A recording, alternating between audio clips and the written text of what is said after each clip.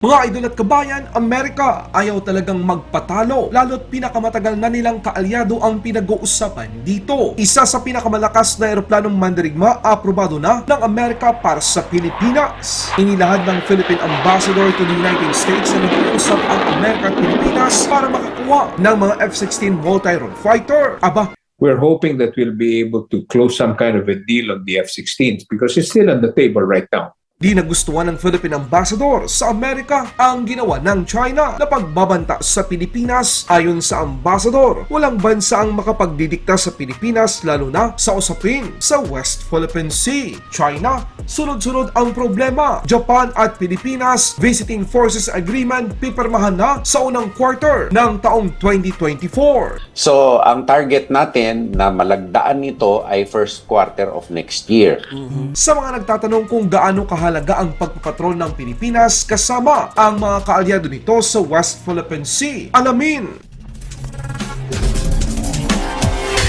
Ibinunyag din ni Philippine Ambassador to the United States Jose Manuel Romualdez sa pinakabago nitong panayam na mayroong bukas na pag-uusap sa pagbili ng Maynila ng F-16 fighter jets mula sa Washington. Sinabi ng diplomat na sakaling magbunga ang kasunduan, ito ay magiging malaking tulong sa kakayahan ng air defense ng Pilipinas. The F-16s, matagal na natin gusto yan eh.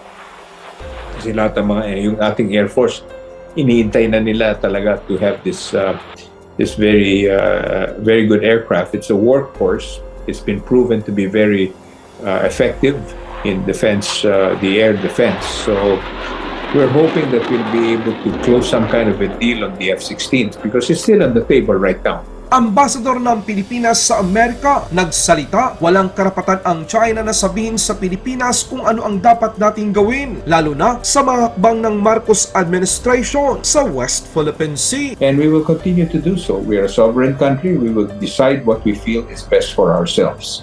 No one can tell us what to do.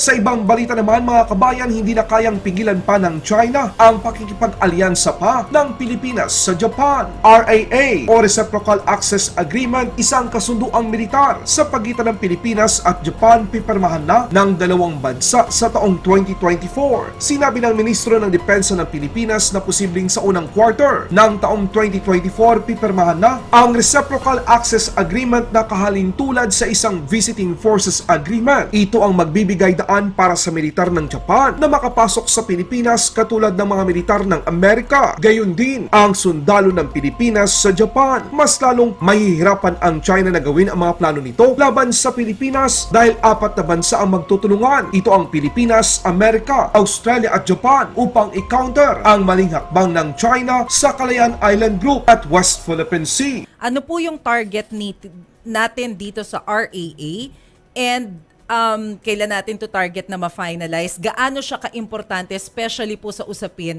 ng security, maritime security?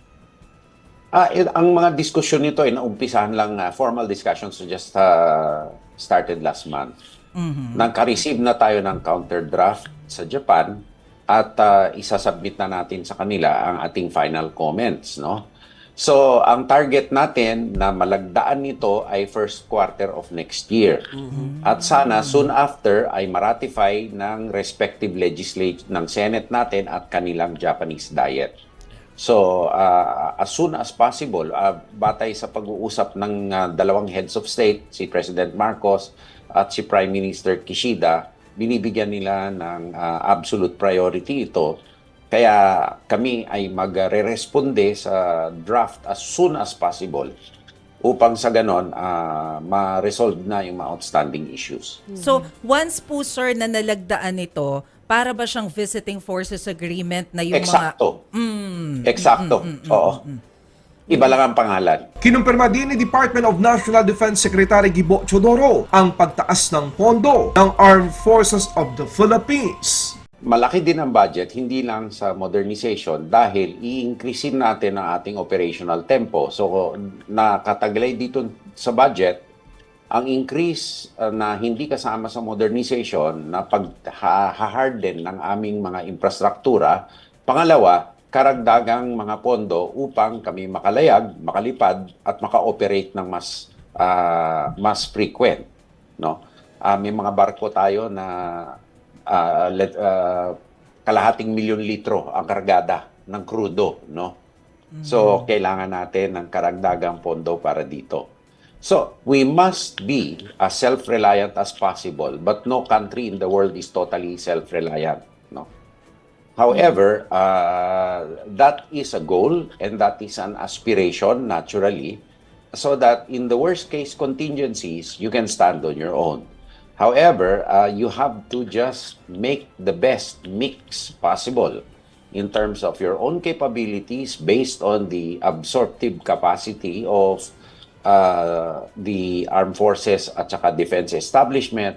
Budget's a very responsive budget. Maganda po ito dahil malaki pong dinagdag namin sa social services, sa DSWD, sa tupad ng DOLE, for of course emergency hiring of our kababayans, of less fortunate kababayans, lalo na sa mga emergency response. Nagdagdag po tayo ng pondo dyan. Dinagdagan din po natin yung defense budget para sa Coast Guard, sa Navy, sa Air Force, Army, to be able to help us protect the West Philippine Sea and the rest of the country. So we're very happy with this budget. Talagang sa tingin ko, this is one of the most responsive budgets and progressive budgets of our country in a while. So I'm very proud of it. How much po dun sa security Sa security cluster, umabot na almost 10.2 billion ang nadagdagan. We're buying 3 big ships for the Coast Guard. And ang plano po namin ni Presidente, kausap po si Pangulo, ang plano po ay gawin na po natin ito dito sa Pilipinas.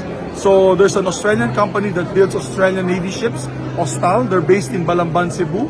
They're looking to be awarded this budget for ship construction. Para sa ganun, Pilipino na po ang gagawa ng mga barko na magdedepensa sa West Philippine Sea. Sa mga nagtatanong kung gaano kahalaga para sa Pilipinas ang isang multilateral joint exercise laban sa pangharas ng China sa West Philippine Sea, ibig sabihin nito, mas maraming bansa ang kasama ng Pilipinas sa paglalayag at pagpapatrol sa West Philippine Sea. Ito ang sagot ng isang eksperto. Playground politics. Do you bully? When you're bullied, you go to a bigger friend or you make yourself either supported by others. So that's what they call collective deterrence in security analysis. They can bully a small country because even in our own news, we discuss how weak we are. Yeah. Right? Right? But Fair. if you are in joint patrols together, will they even bump a US Navy, a Japanese Defense Force, an Australian boat, a South Korean Navy? So they wouldn't an dare Indian? water cannon kapag may kasama tayong iba. Senator, Because I just... that's a game of deterrence, as we call Actually, it. that's one of the recommendation of the Senate Yeah. to improve the relationship and have these joint patrols and with our traditional allies like South Korea, Japan, US, Australia, and with ASEAN countries that have this similar disputes with China. At least there's strength in numbers and hopefully collective deterrence, no? Is what Prof. Dindo has mentioned. Laban Pinas.